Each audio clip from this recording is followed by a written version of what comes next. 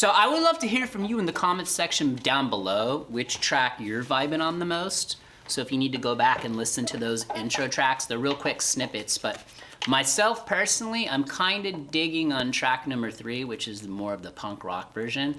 And I'm gonna give you a little inside look to a little part I wrote in that song that for me, I don't know, I just fell in love with it and it inspired me to work on the track. Now, to paint a little bit of perspective from you, here's a picture of the band on the TV show that we're writing the music for, and it's an amazing, amazing, amazing journey and super fun to do. All right, so the first track, which was the more of alternative rock one, and the second track, which is more of a strummy one, and then the third track, which is kind of what I'm leaning towards so far, is the punk rock version, and then the fourth track, the reggae version. All right, now what I do, just to kind of give you some behind the scenes on my thought process, because in the television business, or really in the production business, you have to work super fast and efficient and just put out really good content, catchy content. So I love my chord wheel. I showed this in the first and second video, so if you didn't watch those, go back and watch those, but you don't have to. This is kind of the third video of a series, so it shows everything I've done in the first video. But there's a little more detailed breakdown and my thought process behind those first 2 versions of the songs. So I take my chord wheel.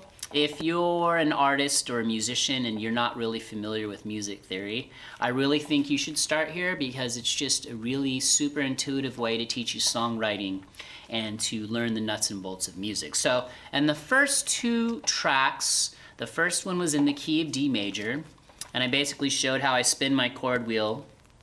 And you can see on there how that black outline shows you all the chords in that key. So I was working in the key of D major. And then in the next track, the more strummy track, track 2, version B, was more of a strummy version, and that was in the key of B minor. And then the third track, which I'm leaning towards, this punk rock version, that is straight ahead power chords, and that's one of the first thing you guys all learn on guitar. You always know that, you know, the root note and the 5th. You don't have the 3rd in there to, you know, show if the chord's major or minor. So that's a straight ahead D, A, F sharp. All right, so I kind of went back to like version 1, which was also D, A, F sharp, but in this one I just used power chords, and the part that really inspired me to work on this track was a little part I wrote on guitar below it. And I actually had another band that I used to love, and they're actually from my hometown here of San Diego. A little part that they wrote from a song popped into my head, and it gave me an idea to put in this punk rock version. And to me, those little nuggets of inspiration are what you need to make or break the song. So let me focus on that punk rock version. Here's another quick snippet of that, just to put it fresh in your memory again. And then I want to show you my little underlying part that I play and how I did that. All right, so let's look at that real quick. Here's the snippet of the track first.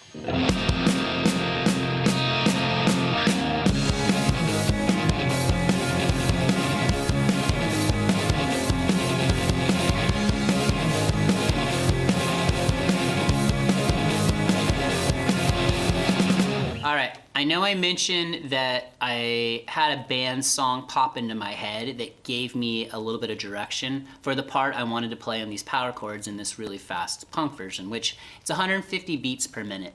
So it's pretty darn quick, but it gives it a lot of energy. And that band was Blink-182, and correct me if I'm wrong in the comments section, but I think the song was called What's My Age Again? But you remember that little intro part? It has these notes pedaling underneath, but it was going, I think it was going.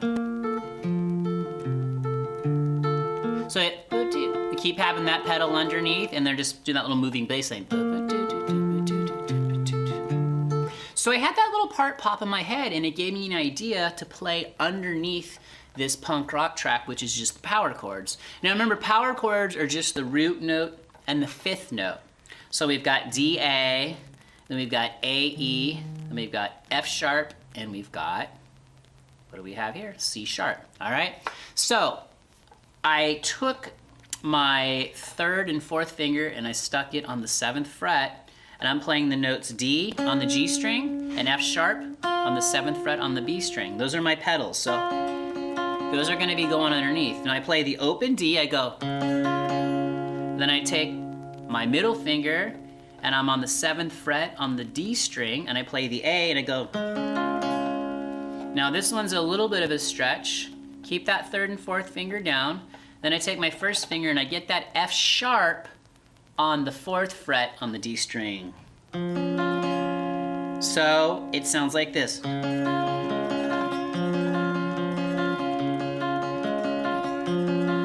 Now that might not seem like a big deal to you, but for me, it totally sets up the track, and it's a little piece of ear candy that I can bring back in later. And it's always the simplest things that our ears latch onto or make or break the song for us. But it's different for all of us, and that's the fascinating part of writing your own material and writing your own original stuff, is you're just trying to find those nuggets that like people go like, wow, that was like killer, that was sick.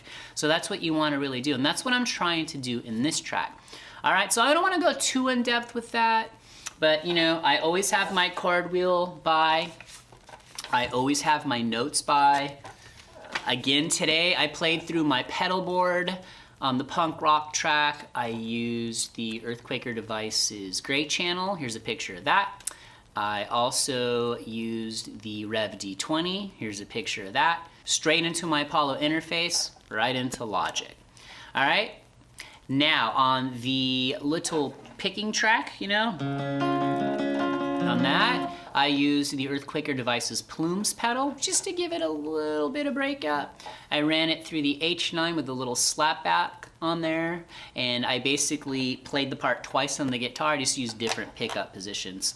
Now, that's one thing I should point out too. If you're gonna double track stuff, you know, which you're gonna learn to do if you're not into recording, you learn that. Always play the part twice, because those little nuances in your playing are gonna add vibe. Now, of course, I'm using Superior Drummer in this because I don't have a live drummer here, but it would be incredible to get a real drummer to maybe play that track live with me, not to a click track, because if you could pull that off, it adds even more vibe. All right, so let me wrap this video up for you real quick and tell you what we're gonna do in the next video, and I think it's gonna be a lot of fun to watch. All right, so here we go. All right, guys, thank you so much for coming to the channel today to watch this video. If you're not a subscriber, hit that little subscribe button down below, hit the bell so you're notified when new videos come out. I think it's gonna be fascinating for you to see this whole journey unfold for a television show that's under development. It's not on the air. We wanna show you at this ground level stage so you can see it actually happen.